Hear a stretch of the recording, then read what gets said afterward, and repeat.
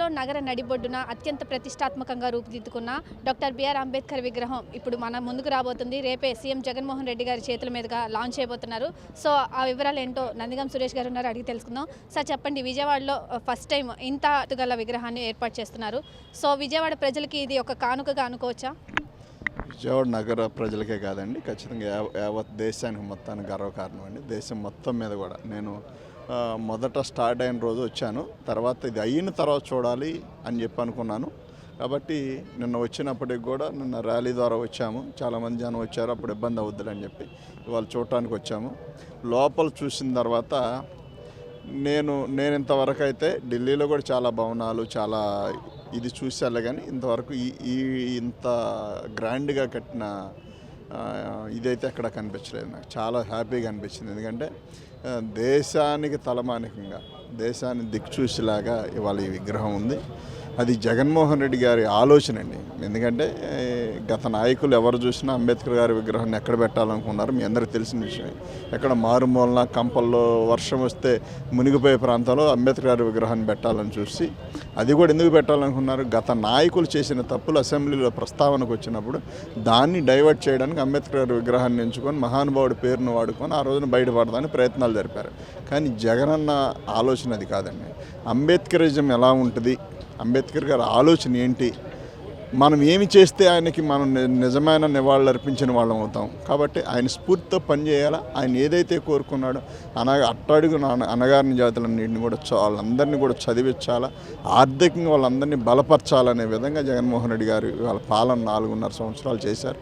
అందులో భాగంగానే ఇవాళ ఆయనకి నివాళులు అర్పించాలి అంటే దేశంలో మొత్తం కూడా ఆంధ్రప్రదేశ్ వైపు చూసేలాగా ఆయన విగ్రహం పెట్టాలని చెప్పి ఆయన ఆలోచన చేసినప్పుడు ఖచ్చితంగా చాలామంది దాని మీద రకరకాలుగా మాట్లాడిన వాళ్ళు ఉన్నారు. ఈ మధ్య కాలంలో కూడా విజయవాడ ప్రాంతంలో మా మధ్య ఎందుకు అంబేద్కర్ గారు అని మాట్లాడిన వ్యక్తులను చాలామంది టీడీపీ నాయకులను చూసాం.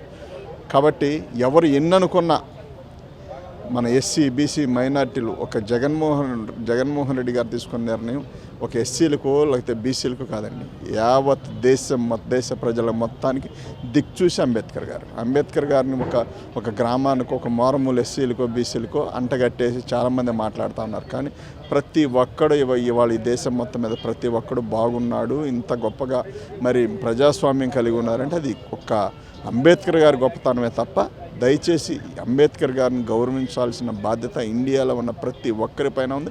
ప్రపంచ దేశాలన్నీ కూడా ఆయన్ని మహానుభావుడు గొప్పోడు ప్రపంచ మేధావని చెప్తున్నప్పుడు బయట దేశాలన్నీ కూడా అదేవిధంగా ఈ దేశానికి మరి భారత రాజ్యాంగం అందించి గొప్ప రాజ్యాంగాన్ని రచించి దాన్ని మరి ఇంప్లిమెంట్ చేసి ఇవాళ ఇంత గొప్పగా పాలన జరుగుతూ ఉంది, ఇంత గొప్పటి ప్రజాస్వామ్యంలో మనం అందరం ఉన్నామంటే ఖచ్చితంగా అంబేద్కర్ గారి గొప్పతనమే. దాన్ని ముందుకు తీసుకెళ్లాలని జగన్మోహన్ రెడ్డి గారు నిర్ణయం తీసుకున్నారు.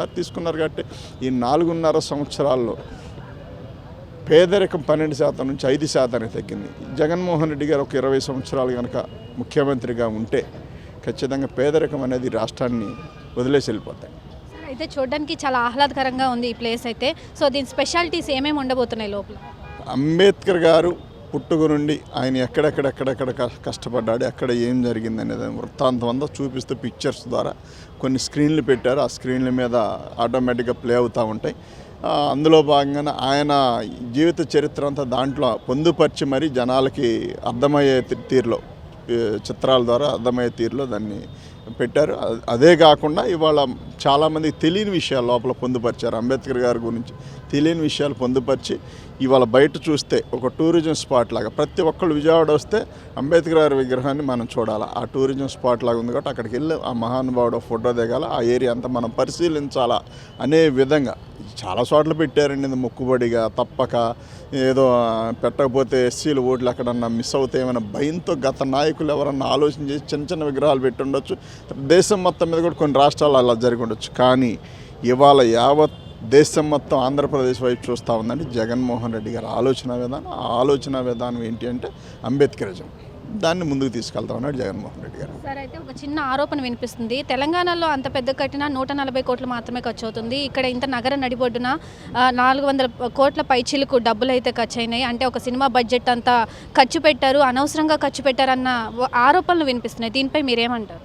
చంద్రబాబు నాయుడు గారు అయితేనండి మహానుభావుడు, అంటే రాజమండ్రి విజనరీ ఆయన. నేను పెట్టాను పేరు రాజమండ్రి విజనరీ కదా ఆయన. ఎందుకంటే స్కిల్ స్కామ్లో పేదోళ్ళు కూడా పెట్టగొట్టొచ్చు అనే దాని మీద స్కామ్ పెట్టుకొని 371 కోట్లు కొట్టేశాడు కదా, అది ఎవరికి అర్థం కాకుండా నొక్కేయచ్చు అనే పాలసీ. అంటే పేదవాడికి మేము స్కిల్ నేర్పుతామన్నాం అని చెప్పి ఉద్యోగాల పేరిట స్కిల్ నేర్పుతున్నామని చెప్పే దాని పేరిట 3,000 కోట్లు ఉంటే దాంట్లో 10%, మనోడు 10%, 20%, మనోడు 371 కోట్లు ఎక్కి రాజమండ్రి సెంట్రల్ జైలుకి వెళ్ళాడు విజనరీ. ఆ విజనరీ ఇది అనుకోండి ఒక 2-3 వేల కోట్లు చెప్పేవాడు, 2-3 వేల కోట్లు అయినాయి సార్ అని చెప్పాడు. అక్కడ దాకా ఎందుకంటే పార్లమెంట్ 1,200 కోట్లు అయింది. అదే రాజమండ్రి విజనరీ అనుకోండి ఖచ్చితంగా 12,000 కోట్లు చెప్పేవాడు. అసెంబ్లీ వర్షం కాలేదు, మీరు చూసారు ఇప్పుడు వెళ్ళారు అసెంబ్లీకి వెళ్తే ఒకసారి చూడండి, లోపలన్నీ డోర్లన్నీ ఊడిపోవటం, ఎక్కడికక్కడ కారుతా ఉండటం. అంటే ఆ విజనరీ వల్లనే అదంతా సాధ్యమవుద్ది. మంచి బిల్డింగ్ కట్టినట్టు యాక్ట్ చేసి ఆ వర్షం పడినప్పుడు నీళ్ళన్నీ బయటికి పోకుండా. చిన్నప్పుడు మేము అనేవాళ్ళు, సార్ మా నాన్న ఏదన్నా రెల్లు కప్ప ఆయన తీసుకొచ్చి కప్పుతా ఉండి జాగ్రత్తగా పోయా జాంబయ్య అంటే ఆయన అనేవాడు, ఒక్క చుక్క బయటకు పోయా మొత్తం ఇంట్లో ఉంచుతాననేవాడు. అట్లానే విజనరీ అసెంబ్లీ కడితే ఒక్క చుక్క బయటకు పోకుండా లోపల వర్షం నీళ్ళన్నీ ఆగిపోయినాయి. ఇవాళ ఏడుపు ఏంటంటే వాస్తవానికి ఈ బిల్డింగ్కి ఉన్న ఈ స్థలం ఉంది చూసారా, ఈ స్థలం ఏదైతే ఉందో చంద్రబాబు నాయుడు 2014 నుంచి 19 మధ్యలో తన దాయాదులకు సంబంధించిన కొంతమందికి లీజు 100 years లీజుకి ఇచ్చి దీన్ని ఆక్యుపై చేయాలని చూశారు.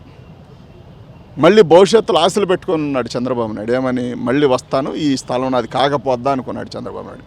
కానీ ఆశలన్నీ అడియాసలు అయిపోయినాయి. విజయవాడ నగర నడిబొడ్లో ఈ స్థలం ఆక్యుపై చేద్దాము కొట్టేద్దాము అనుకుంటే అవకాశం రాకుండా పోయింది అని చెప్పి వేదనతో మాట్లాడే టీడీపీ నాయకులందరికీ ఒకటే చెప్తా ఉన్నా, మహానుభావుడు బొమ్మ పెట్టినందుకు విగ్రహం పెట్టినందుకు జగన్మోహన్ రెడ్డి గారిని అప్రిషియేట్ చేయకపోయినా పర్లేదు, ఏడవకండి, ఏడిస్తే ఖచ్చితంగా మీ పక్కనున్న అరాకొర ఎస్సీ ఓట్లు కూడా రాకుండా పోతాయి.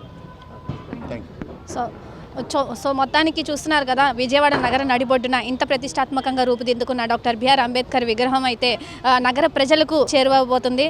మొత్తానికి నగర ప్రజలకు ఒక తీపి కబురు, తీపి కానుక అని కూడా చెప్పుకోవచ్చు. చాలా అందంగా ముస్తాబు చేశారు. విజయవాడ నగర ప్రజలకు ముఖ్యమంత్రి చేతుల మీదుగా స్టార్ట్ చేసిన తర్వాత విజయవాడ ప్రజలకి అందుబాటులోకి రాబోతుంది డాక్టర్ బిఆర్ అంబేద్కర్ విగ్రహం. మరి ఇక్కడ లైబ్రరీతో పాటు అన్ని ఫౌంటైన్స్ కూడా ఇక్కడ ఏర్పాటు చేశారు. చూడడానికి చాలా అద్భుతంగా ఉంది ఈ ప్లేస్ అయితే. సో మాకు కూడా నచ్చింది, మీకు కూడా నచ్చినట్టయితే రేపు ప్రారంభమైన తర్వాత మీరు కూడా వచ్చి చూసేయండి. కెమెరామెన్ ఆనంద్తో నాగశ్రీ, విజయవాడ, జై స్వరాజ్య టీవీ.